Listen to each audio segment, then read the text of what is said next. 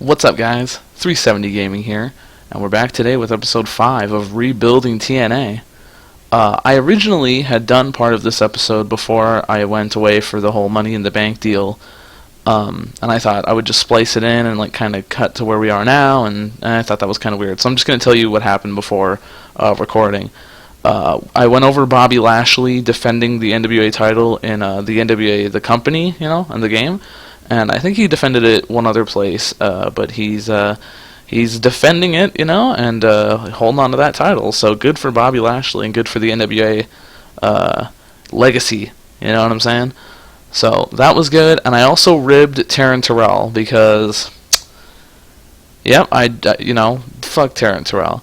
But I ribbed her, and she actually took it in good stride, and apparently doesn't have any problems anymore. So that's great. So we're going to go through Explosion real quick, and Slick Wagner Brown, I was looking through some local talent to hire really quick, and this guy had some decent wrestling skills, so we're going to see how he does against Will Ospreay tonight, and if he does alright, if he pulls off a decent match, we might hire him. Might hire him as a job guy. So without further ado, let's get into the match. So we open with a 48D+, not too bad. Subpar wrestling, non-existent crowd heat. Ospreay defeats Slick Wagner Brown in 10:42 by pinfall. I got the show off to a strong start. Got the crowd hotter, so that's pretty good. He had a 38 to Will Ospreay's 46. I mean, we got guys on the roster that are doing worse than 38. So we might consider picking up Slick Wagner Brown over here. We might look at that. I might. Trying to write this down with my pen that doesn't work. That's fine. Slick Wagner Brown gets his ass beat, pushes Will Ospreay further. We have a Gail Kim video, got a 67C+. Just want to get the Gail Kim, just get her some airtime. You know how that goes. Oh my goodness. We have Laura Dennis going over Rebel, because Rebel is just... Oh my god, dude. She gets exhausted in like 7 minutes. Dude, we might... I know Rebel is more of a manager type, so that's why I was using her here. But, I don't know, man. Depending on her on-screen skills, if I use her elsewhere, might have to get rid of old Rebel with that 11 in-ring performance. Oof. God, that is rough. Match cooled the crowd a little. Yeah, I bet it did. Apparently, that 7 minutes really killed her. So Eli Drake is seen backstage, and he's requesting interview time. He says, hey dummy, put the camera on Eli Drake. I need to tell everyone out there in TV land what's going to happen tonight on Explosion. Eli Drake is going to teach everyone out there that Chris Melendez, like all my other opponents, is just a... And he picks up this button, and the button is really fancy and dressed up, and it's labeled with the words "dummy" button on it, and he hits it. He goes, "Dummy, yeah," and then he goes, "Yeah," and he leaves and he walks off the screen. So there you go, Eli Drake cutting a solid promo on Chris Melendez for D-. I have a feeling it'll get better as time goes by. So TNA, get on those dummy buttons, go start selling those. Eli Drake defeats Chris Melendez in not a very good match. 7:45, so Melendez was off his game. 19 and 36. Yeah, we're going to have to do something about these guys. Eli Drake is improving in performance, so that's great. That's good news. The Tribunal, the renamed Tribunal, I just named them by their TNA given names because I didn't feel like being creative, so I just went with that. The Tribunal defeated Grado and Shira in 12:20 when Basile defeated Shira via interference from Al Snow.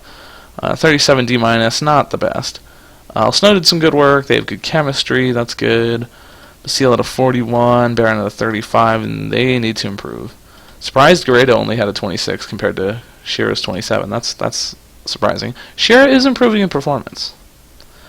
So Al Snow picks up the mic after the... although it should be on screen. I perhaps forgot that. He goes, "Ladies and gentlemen, the tribunal has proved to you that these marks that probably start internet rumors online in their mother's basements can't last in a match with real men who can really wrestle. Soon, we're going to work our way up the ladder of success. Impact will be on notice. The tribunal is here, and we're going to make wrestling great again." So he says, we're going to get off of fucking Explosion, fucking, Job City down here. We're going to make it to Impact, and we're going to teach these people what wrestling is. And, color commentary gave the segment a boost, and the angle got the crowd hotter, so that's pretty good. 44D. Slick Wagner Brown was overused for an enhancement talent, I suppose. But that's fine, because he pulled off the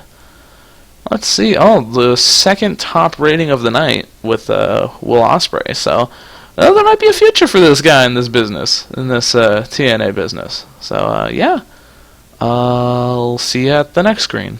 Okay, so Impact was coming up next. I was going to go right to the show, but as I was booking this, something came to mind.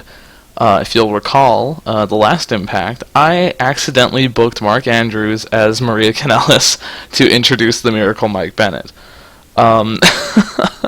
Everybody had a good laugh at that, as they should. More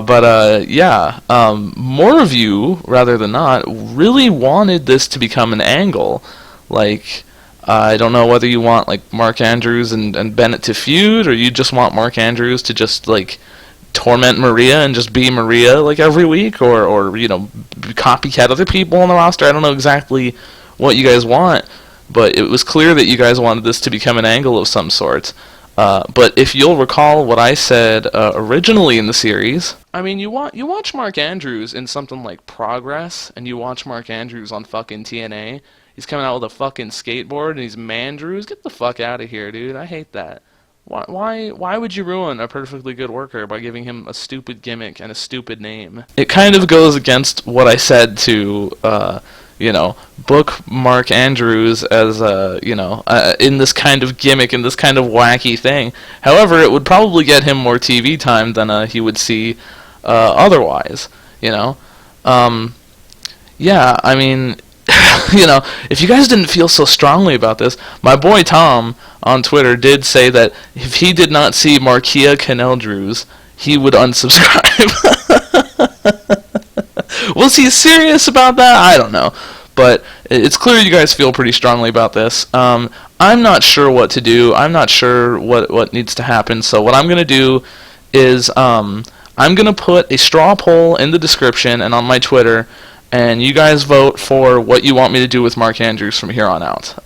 As of this recording, I don't know what options I put, but I'm sure they'll all fit your needs of what you would want for Mark Andrews. So vote for Mark Andrews' future gimmick, and by next week, or I assume, I don't know, all the information will be in the description, but vote for Mark Andrews' new gimmick, and I'll do that. I'm going to leave him off Impact this week, but you will decide the fate of Mark Andrews. So, yeah. All right, we're here at Impact, and we have 3 pre-show matches to start. So the first one is Grado defeating Slick Wagner Brown in 6 minutes by submission. Got a 39D-. Slick Wagner Brown, man, he's got some decent in-ring skills. I think we're going to consider picking him up. Put a comment, leave a comment if you want Slick Wagner Brown in the future, because I'm definitely thinking of picking him up. But Grado gets a win, gave the match a boost there, and Grado's improving in Rumble. Perfect. 39D-.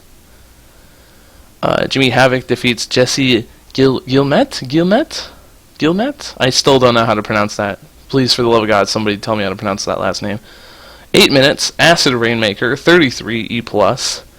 Havoc was off his game. They have great chemistry, so we might end up making this kind of a thing. Because as you'll recall, the whole Decay Jimmy Havoc thing, that's postponed until Jimmy Havoc gets a little bit more over.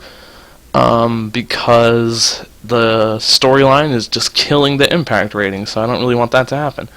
Both had a solid 32 and gave a match a boost, and everything's going pretty well, so we're definitely going to have to make a note of that. That's pretty good. In fact, let me make a note of that really quick. We got Havoc and Gilmet. Not sure. Gilmete. Will Ospreay defeats Marsh Rockette in 10 minutes by pinfall, 35E+. Marshall's off his game. Ospreay's getting better at his gimmick. Perfect. Rocket 19 and a 44. I think Will Ospreay is getting to that point where soon enough he's going to be getting on the full show. We could start pushing him to the moon. The opening of the show, it's a 66C+. We get the Rhodes Scholars here, and they come out for an opening promo. Cody Rhodes says, "Ladies and gentlemen, this is Impact Wrestling, and we are the Rhodes Scholars. We're here tonight not only to make your lives better, but to advance our own careers as well," says Damien. "We want a shot at the TNA World Tag Team Championships, to prove that we are the best things going in professional wrestling today.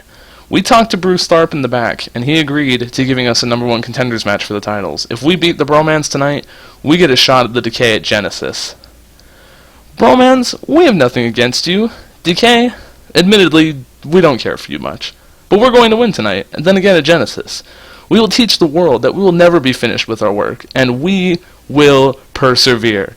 So that's kind of Damien Sandow's thing. Damien Stevens' thing is, we will persevere. You could maybe, market that, put it on a Rhodes Scholars t-shirt, persevere may be swapped out for something like endure, or, something like that, like when there's like a bigger threat, But I kind of like persevere because it's like, you keep working at it, you keep, like they're going to prove that they're the best, they're going to keep working at it, so I like to persevere for that. So they will persevere, they're the Rhodes Scholars, and they got to a strong start and got the crowd hotter, so we'll see the Bromans versus the Rhodes Scholars tonight. In her quest to defeat the Dollhouse, Gail Kim defeats Taryn Terrell, 11 minutes with the Eat Defeat, 48 D+. Taryn was getting tired, Rebel did some work at ringside, that's the only thing she does good. Lifted the match, 34 and a 48. Not the worst. Taryn's improving in Rumble, so not too bad, not too bad. So she's defeated 2 members of the Dollhouse on Impact so far, so we'll see where that goes. Gail, holy shit, Gail, alright. She picks up the microphone. She says, "Jade, once I'm finished with the rest of your Dollhouse 1 by 1, I'm coming for your title at Genesis. Brick by brick, I will tear this Dollhouse down and build a new foundation for the Knockouts division." So, at the request of a lot of you guys, I'm going to be bringing a lot of women. Well, I mean, obviously I would want to myself, but I'm going to be bringing a lot of women into the division. And I think we're going to start that post-Dollhouse. So, once, by the way, I'm out of breath because I had to go do some shit. I had to go take out trash and do other related things. But, yeah, so we're going to be getting new life into the Knockouts division post-Dollhouse because we'll have money, and we'll have a new storyline starting point. So that's where we're at in terms of the women. And great fucking promo by Gail Kim. Good job. Matt Hardy is playing the piano in a dark basement somewhere. And he begins talking to himself. Nobody's there. And he goes, "Brother Nero!" He goes, "Brother Nero must suffer. At Genesis, Brother Nero will finally get what is deserved. We all get what we deserve. In the end.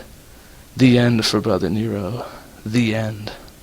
And then he plays the piano for about 4 more minutes completely uninterrupted. So you get a solid 5 minutes of Matt Hardy on the screen just playing the fucking piano. It's great stuff. Really good television. 61C by Broken Matt Hardy. We get a garbage match here. Mike Bennett defeats Mahabali Shera in 7:13 within... I'll just make a note of that. I will just make a note of that. Why? We're going to have to go over everybody's moves, because this is getting stupid. Bennett was off his game. Maria did some ringside... Why was Bennett off his game? Let's see. Motivation. What more motivation do you want? They're both in the mid-card. Fuck off. Okay. Yeah, got a 44 and a 30, so not too bad, not too bad. But at this rate, I'm gonna have to fucking demote Bennett at some point. Okay, so 35E plus. I don't know what the hell's going on. They're kind of sinking the ship here. But Maria picks up the mic after Bennett wins, and she goes, "Ladies and gentlemen, we pick up from where we left off. Not sure what happened last week, but, and resume congregation on behalf of the Miracle Mike Bennett. to prove to you all that you need to believe in him. He's going to fight EC3 at TNA's Genesis pay-per-view. The Miracle has graciously offered his presence, and you all need to believe in miracles. And they hold their hands up, and they close their eyes in prayer, and then when the camera is like fading out and they're going to commercial, Bennett does the Tim Tebow pose. So I'm going to try to make that a thing. I'm going to try to make Bennett, I missed the T there, I'm going to try to make Bennett do the Tim Tebow pose basically every promo I get the chance. So yeah, there you go. Not too bad of a match, especially with the Bromans in there. Rhodes Scholars defeat the Bromans in about 17 minutes when Cody Rhodes hits the Crossroads on Jesse. Robbie E's not suited to his gimmick. I didn't know that. Let me do that real quick. Gimmick. Okay. Bromans have good chemistry. Rhodes Scholars have good chemistry. Got the crowd hotter. 49.52 in the high 60s. That's pretty good. So that also helps the Decay storyline, tag team storyline. Cody Rhodes is improving in performance, and the Bromans are improving in technical and Rumble. Pretty good stuff. I wonder if I hadn't set it to be storytelling. Probably would have been lower without storytelling. We'll see. Oh, I was changing his gimmick, so there you go. Bromans to Jersey Shore. Yes. Average. Works for me. That's one less thing I gotta do now. So, DJZ is warming up backstage, and Shane Helms approaches him. And Shane Helms says, DJZ! He goes, you're a DJ now, huh? What happened to that Zima Ion kid I used to know? You always had that flair, always had that swagger to you. But I think you need to start forgetting about the turntables and start thinking about the business that's going to make you the real money. I know tonight you're going to be a partner with my protege, Trevor Lee. I feel like you could really go far in this business if you put your head down and focused. If you need some help with that, you give me a call. And then Shane Helms hands him a bright lime green business card, and all that you can see on the card is Helms Dynasty Incorporated. You can see that there's like some sort of phone number, but you can't really read it out. But you can read Helms Dynasty Incorporated. So 50D plus there.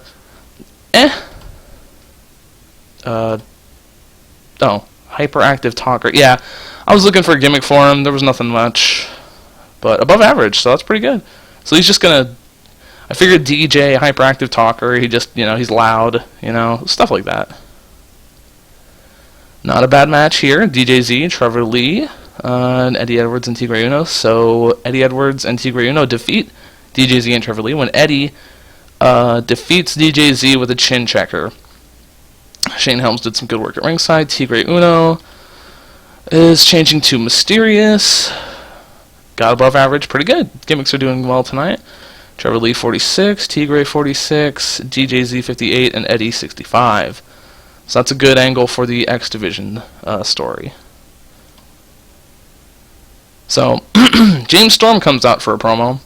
He says, Lashley, I don't know what the heck you're thinking trying to bring my former tag partner out here for a match. We had a match one-on-one for the NWA title, and you won. Fair enough. Now you go trying to make this personal.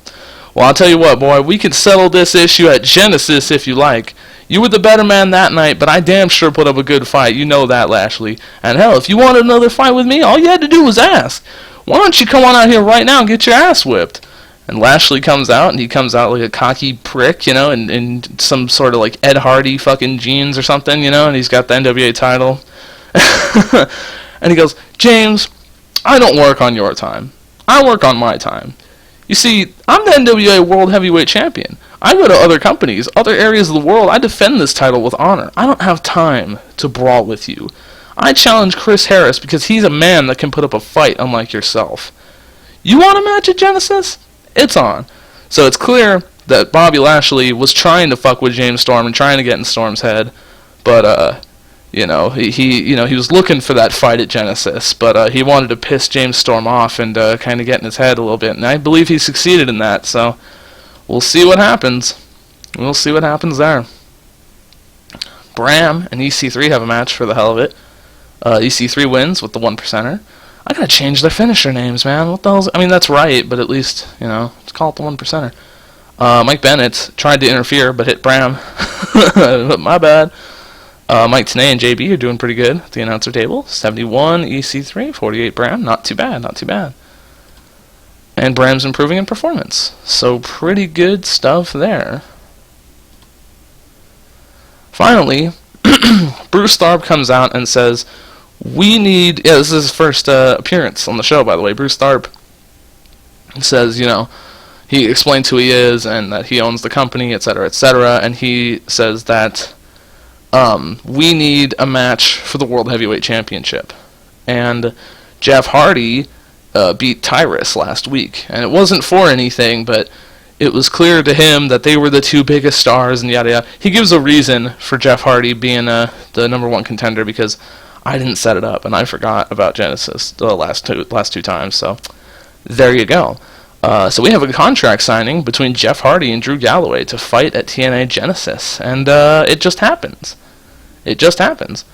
Got average, lifted the segment. Jeff Hardy was fantastic. Bruce Tharp dragged this shit down to the gutter. And, yeah. But, so everything goes down, and everything was good. And then, yeah. The lights go out. And the lights turn back on, and Matt Hardy appears from behind Jeff. He hits Jeff over the head with a keyboard.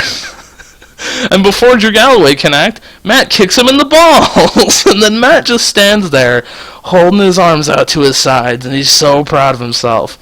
And that's how the show goes off the air with a solid 75B-. Jeff Hardy developing better performance skills. So when he took that headshot with the keyboard, he just fell over like he got shot in the head. So pretty solid ending to the show right there. Increased our popularity in 20 regions. Awesome. Alright. Another successful show, you guys, and I'll see you with the ratings, after the show. Alright, we got some emails and decisions awaiting the response. Let's see how Impact did. Great. Drawn a lot of praise. That's awesome. An Explosion was okay. We'll check the ratings here in a minute. Anything else going on? I think that's it. Alright, what do we have waiting? Oh, Mahabali Sher has an incident. Oh, shit, he's on the roids, man. He's on the roids. I don't care much for Shira. I don't really want to push him, but I don't really want to, I could fire him, I suppose. If I fire him, he might try to sue me.